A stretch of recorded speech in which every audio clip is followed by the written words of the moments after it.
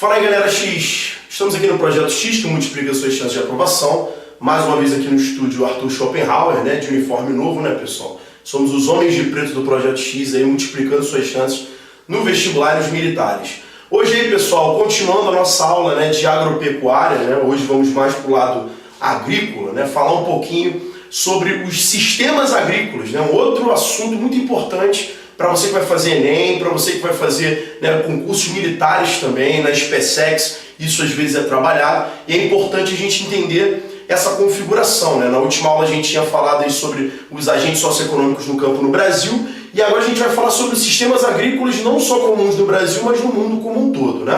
Vamos começar aqui, pessoal, falando daquele modelo clássico do plantation, gente? Tem esse nomezinho em inglês, que lembra plantação. O plantation, pessoal, nas aulas de história, os X gostam de botar para você uma siglazinha, Eles chamam normalmente de LEME, Latifúndio, exportação, monocultura e escravismo. Hoje, obviamente, o escravismo ele não é mais oficializado, apesar de entendermos que no Brasil a escravidão tem aumentado muito nos últimos anos, a gente vai falar disso nas aulas posteriores, É um fenômeno até esquisito de se comentar, mas é uma realidade. E você lembra do latifúndio, do plantation, aliás, aqui, com o mel, monocultura, ou seja, plantando um único gênero agrícola normalmente. O Ezinho de exportação, ou seja, eu tenho uma visão agroexportadora, o objetivo fundamental é vender para o estrangeiro. E o L de latifúndio, aquelas grandes propriedades que nem sempre são usadas na sua totalidade. Não é à toa que o plantation ele é, em muitos casos, associado ao chamado cultivo extensivo, que a gente vai falar posteriormente. Esse plantation, pessoal, ele é causador em países da América Latina, na África, de grande concentração de terras e de ser um modelo que está muito vinculado ao modelo de colonização, aquela colonização de exploração, ou seja, as terras foram ocupadas em grandes faixas e essas faixas elas acabaram sendo exploradas para o cultivo agroexportador. Agora, eu tenho que lembrar também, pessoal, de um cultivo associado que é o roçado, O roçado que lembra roça, gente? Por favor, sem maldade na hora de observar esse nomezinho aqui, Deixa de ser sapeca. Gente, roçado, a roça, você lembra daquele cara com a enxadinha? É o Chico Bento, gente? Só que no gibi da Turma da Mônica tudo é bonitinho, O cara vai ali com a enxadinha, leva a marmita pro pai, tem a vaca que tem um nome, a galinha tem um nome, todos são felizes, gente? Ninguém mostra que o porco é abatido pro pessoal comer, Parece que ele é um membro da família, É sempre aquele campo mostrado como se fosse o sítio do Pica-Pau Amarelo. Gente, o roçado, ele é um tipo de sistema que envolve uma realidade de muito sacrifício, um trabalho pesado, uma agricultura que normalmente ela é familiar, ou seja, os membros da família todos são envolvidos naquele trabalho, já que não há rentabilidade para se contratar mão de obra, gente? Você vai ter ali o uso de técnicas rudimentares, como assim? Práticas bem primitivas, como o adubo vai ser animal, normalmente ali é o esterco do boi, da vaca, você vai ter ali o uso do solo sem cuidados específicos, um arado animal puxado ali por um boi, puxado ali por um cavalo, e práticas que por vezes são danosas ao solo, como por exemplo a famosíssima coivara. O que é coivara? Esse é o nome indígena, que denota uma queima do solo, normalmente após a lavoura. Em alguns casos você queima até antes da lavoura. Você pega os canaviais de grande porte, aí no caso são plantations, você tem a queima antes da colheita, para matar ali os escorpiões, as cobras, os animais que ficam ali entre a cana, já que a cana que é aproveitada era subterrânea, o famoso bagaço da cana. Então você vai ter ali uma queima prévia, No caso da roça, você queima às vezes depois do cultivo e da colheita, para que a terra seja limpa para uma nova safra. Isso, gente, no primeiro momento parece muito positivo, Facilita o trabalho, e alguns até acreditavam que aquelas cinzas davam fertilidade ao solo. Só que hoje se descobriu que micro-organismos importantes, como pequenas formiguinhas, minhocas, fungos, que vão garantir ali fertilidade ao solo. No caso dos pequenos animais, isso é importante por revolver a matéria orgânica, por criar poros para infiltração de água, que a gente chama de aeração do solo, que permite também a entrada de oxigênio. Tudo isso começa a ser comprometido quando você queima a terra. E a consequência disso é que depois de uns 6, 7 anos, normalmente essa terra se torna improdutiva, né? É impraticável. E essa família é obrigada a se mudar para uma nova faixa territorial. Por isso que algumas questões associam o roçado com a agricultura itinerante, né, gente? Onde vai ser feito um itinerário, né, uma transição da posição das famílias agrícolas após algumas lavouras, né? É uma realidade muito comum. Então podemos entender, gente, que tanto o plantation quanto o roçado são atividades que causam danos ao solo, que vão prejudicar o solo de alguma forma, né? Isso é uma realidade que a gente precisa entender e precisa analisar quando observamos questões relativas a esses dois sistemas. Um terceiro sisteminha aqui, pessoal, que é importante a gente observar é a jardinagem, né? Quando você pensa em alguém trabalhando no jardim na sua casa, o cara vai ali com uma pazinha, né, um baldezinho, e manualmente ele vai lidar com o solo, né? Era muito comum na casa da minha avó jogar ali uma casca de ovo na terra, pegar restos de batata, cenoura e jogar na terra, ou seja, uma ligação muito íntima e direta com o solo. Aquele trabalho manual, pessoal, é claro que ele não vai ter uma eficiência muito significativa nas nossas casas. Mas quando ele é tratado nesse sistema, ele possui uma eficiência ímpar, né? Vou chegar para o cantinho de cá, nosso amigo vai dar uma moral para eu poder mostrar para vocês algumas características. Olha só. Primeiro, uso intensivo da mão de obra. Eu vou ter grandes volumes de trabalhadores e trabalhadores que vão atuar ali de maneira braçal. Peraí, Thiago, mas de maneira braçal a eficiência vai ser boa? Vai acabar sendo porque eu tenho uma grande quantidade de gente. É muito comum, pessoal, você ver aqueles livros de geografia do ensino fundamental, né, que acaba tem um morrinho cortado em degrauzinhos, né, como se fosse uma escadinha. E um monte ali de asiáticos trabalhando com aquele chapéu em forma de cone, que lembra muito aquele personagem do Mortal Kombat, o Raiden, lembra dele? Que ele soltava um choque, né? Eu acho que eu tô ficando velho, que eu jogava fliperama nos anos 90, né? Vocês já são geração Xbox. Mas você pega aqui nesse tipo de estrutura, de degraus, o que a gente chama de terraceamento. O que são os terraços? São esses cortes que vão ser feitos no morro. Gente, esse corte ele é feito manualmente, tá? Tem uns alunos que acham, a obra que Deus fez. Gente, pelo amor de Deus, né? Você pode ter as suas crenças aí pessoais, mas acreditar que o morro ia ser todo cortadinho, bonitinho, é complicado, né? Na verdade, com picaretas, com enxadas, aqueles trabalhadores vão ali recortar o solo com aquela feição para que as chuvas se acumulem nesses degraus, nesses terraços. Eles envolvem, né, normalmente com estacas de madeira, né, toras de madeira, para conter a água. Então fica uma piscininha. E os brotos dos vegetais vão sendo plantados manualmente nessas piscininhas. Isso é muito comum no que a gente chama de risicultura inundada. Risicultura, esse termo risi, vem de arroz. Então o cultivo de arroz alagado, né, para que você tenha uma eficiência mais significativa, né?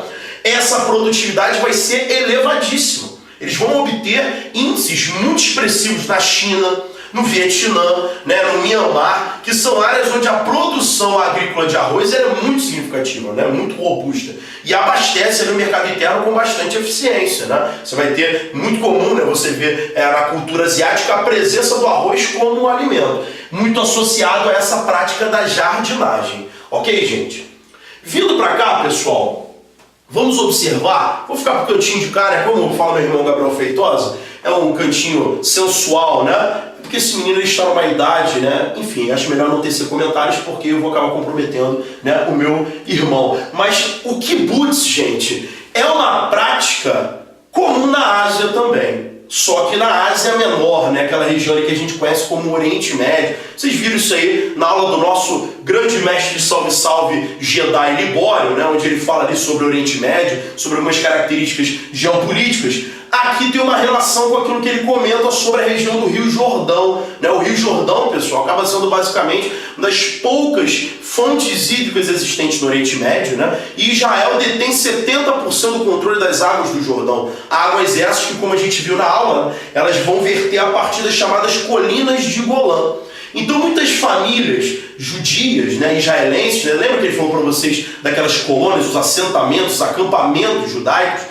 Essa galera vai se organizar em espécies de colônias que a gente chama de kibbutz, onde partes do rio vão ser canalizadas para essas colônias, são chamadas transposições, né, gente? As canalizações de água, E dentro disso você vai ter um cultivo que tem características familiares, né, coloniais, e com privilégio, né, de abastecimento das próprias famílias e também do mercado interno.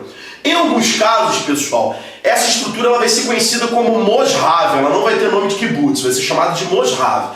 Quando ela é um moshav, né, ou moshavim, quando você tiver um plural, né, vários, você tem uma estrutura empresarial, e é aí que causa alguns problemas, né, com a população palestina, que além de ter apenas 30% das águas a seu dispor, ainda tem que ver seus vizinhos israelenses plantando flores, hortaliças para comércio com a Europa, né? Ou seja, com objetivos de rentabilidade agrícola, o agronegócio. Não que Israel não possa praticar agronegócio agora, às custas da fome e sede da população palestina, é óbvio que isso vai agravar as tensões da região. Então você percebe, gente, que quando o cara fala, é só religião, é só política, isso é simplismo. Você precisa reunir os fatores e entender os traços locais para poder analisar a origem, né, dessa relação entre os dois estados, palestino e israelense.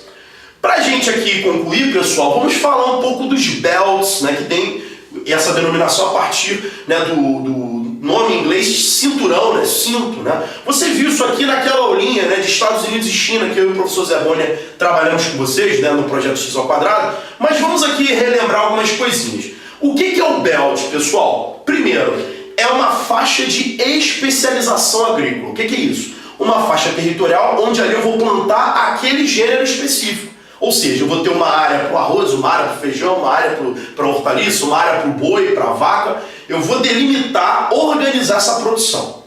Segundo, vou usar amplo quantitativo de mecanização, tecnologia, os chamados insumos agrícolas, né, gente? Tudo que for voltado para melhorar a produção, fertilizante, adubo, irrigação, máquinas, o Belt vai utilizar, o que é de mais moderno. Pô, Thiago, mas vai ficar cara essa produção? Gente, vai ficar caríssima.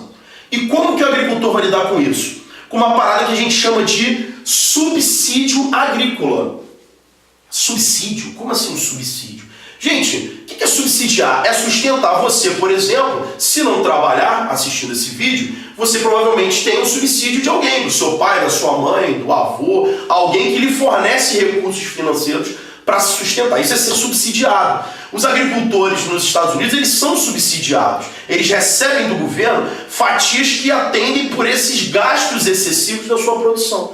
Pô, gente, aí fica maneiro, né? Eu consigo baratear meus custos e produzir com qualidade. Tiago, por que no Brasil não se dá subsídio agrícola? Gente, na verdade isso é meio discutível. Até temos alguns tipos de subsídio. Se você for agricultor de grande porte, tu vai no Banco do Brasil e consegue empréstimos com juros baixos. Não podemos negar que isso é um tipo de subsídio. Mas esse subsídio aqui que o Belt recebe, o brasileiro não recebe. Porque, gente, temos que considerar, né? Os caras têm um PIB de 15 trilhões de dólares, é muito dinheiro, né? E diante da crise econômica grave, mesmo assim, esses recursos continuam sendo destinados. Eles caíram um pouquinho da faixa de 45 bilhões de dólares ao ano, hoje transitam em torno de 12 bilhões de dólares ao ano, mas que são pagos a esses agricultores. Isso tem uma jogada política, pessoal, que você deve entender. Nos Estados Unidos, a sustentação política é feita por dois partidos, republicanos e democratas. Se o presidente é democrata, o republicano fica contra ele. Se o presidente é republicano, o democrata fica contra ele. Então ali há um predomínio bipartidário, que no Brasil não existe, né? Há um pluripartidarismo muito grande. Dentro disso, o presidente, quando ele governa, ele precisa de sustentação, ele precisa de deputados, senadores que o apoiem. Pensa, gente, se eu sou um presidente que apoia o meu agricultor, esse agricultor vai ficar feliz? Claro que vai. Se ele fica feliz, ele vai eleger senadores que vão me apoiar. Olha que situação interessante. Então, esse deputado, esse senador, compõe aquilo que a gente chama de bancada verde. Ou seja, um conjunto de políticos que tem essa ligação com a agropecuária e que vão dar sustentação política ao presidente. Então, quando o presidente pensa em cortar o subsídio, ele fala, pô, peraí, se eu cortar, a minha bancada verde não vai gostar disso. E eu posso perder apoio político para outras decisões. Você percebe como tudo tem uma relação com a política, né? Com a governança. Mas chega desse papo, vamos analisar aqui o que já foi cobrado em inúmeras provas, que é essa organização dos belts. Gente, vou começar aqui no Nordeste, como eu sempre gosto de fazer. Por quê? É a área de maior densidade demográfica dos Estados Unidos e a área que foi preponderante, né, inicialmente mais importante no país, onde eu tenho ali as duas maiores megalópolis, né? Lembra disso? A Boswash e a Chipits. Gente, se você está tendo dúvida nisso, vai naquela aulinha lá do Projeto X ao Quadrado, tem a seção aí no YouTube, dá uma olhada lá embaixo. Eu e o mestre Zé Bonner, lindíssimo, estamos ali trabalhando alguns aspectos, Estados Unidos e China ali em confronto. Essa região, gente, muito povoada, vai precisar de muito o quê? Hortaliça e muito laticínio. Então a produção tem que ficar perto deles. Por quê? Gente, milho, trigo, são produtos que eu posso estocar. Eu posso estocar leite? Cuidado com a resposta. Gente, posso estocar até um determinado período, mas ele não é perecível, ele não estraga com facilidade? Sim. A mesma coisa as hortaliças. Aquela alface bonitinha que você come no almoço, se tu deixar ela num caixote o dia inteiro, ela vai murchar. Então tem que ter uma produção próxima dos centros de consumo. Pensa aqui no Rio de Janeiro, pessoal, galera aqui do Rio. Você tem produção de hortaliça onde? Na região serrana, fica 3 horas aqui do Rio. Rapidinho a sua hortaliça chega para você, né? Lá nos Estados Unidos, eu vou ter o Green Belt, com as hortaliças, perto das grandes cidades, e eu tenho o Dairy Belt, cinturão dos laticínios, também perto das grandes cidades. Tranquilo? Vindo aqui para baixo, pessoal, para essa deliciosa região da Flórida, né, onde eu tenho os parques temáticos, né? O professor Thiago Luiz fez até o exercício com vocês, que ele é um homem internacional, né, gente? É o nosso professor aqui, né, que tem, né, um poder aquisitivo significativo, viaja para vários lugares do mundo, inclusive foi a Euro Disney, Disney do Japão. Ele aqui nos bastidores faz comparação dos parques temáticos, né, gente? Coisa de padrão social A, né? Mas aqui, gente, eu fui uma vez na Disney 97, né? Que eu tenho a tia com a posse mais significativa que pôde me ajudar, graças a Deus. Obrigado, tia Mônica. Amo você. Minha Dila também, Marta, maravilhosa. Mas você percebe que aqui, gente, na Flórida, eu tenho o quê? Cultivos subtropicais. A laranjinha, a cana, né, em pequena quantidade, mas eu tenho ali uma certa produção. O tabaco, né? Lembra daquele filme, né? O Vento Levou, né? Tinha aquelas oligarquias do sul, eram grandes lavradores, né? Que duelavam com a galera do norte, né? Que eram os Yankees. Então, você tem essa realidade bem diversa entre norte e sul. Vindo para a faixa central, eu tenho o Cotton Belt.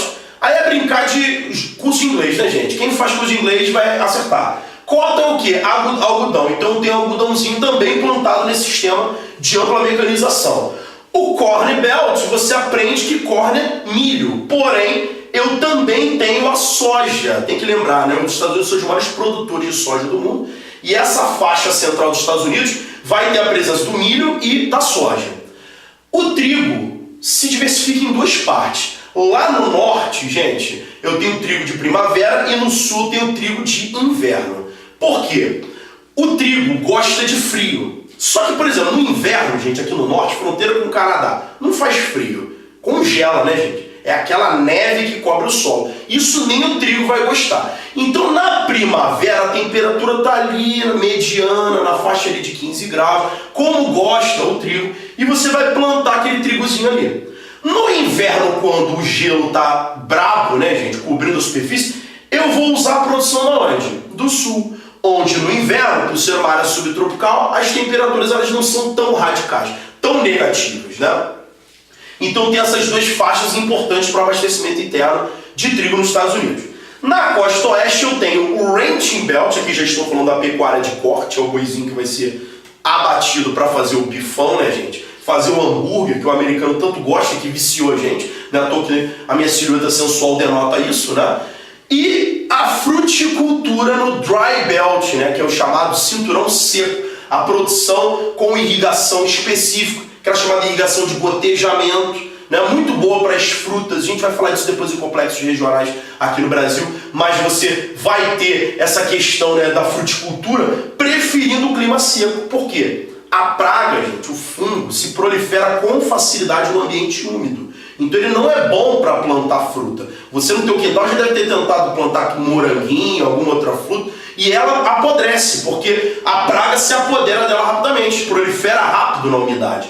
Agora aqui não. Eu estou numa área seca, uma área onde eu vou ter um cultivo produtivo, principalmente de uvas, né, gente? Tanto que os vinhos da Califórnia estão classificados entre os melhores do mundo, graças ao aproveitamento dessas condições. Então você percebe que o Belt ele se organiza especificamente de acordo com a possibilidade de produtividade, e isso dá aos Estados Unidos, né, uma condição agrícola muito vantajosa.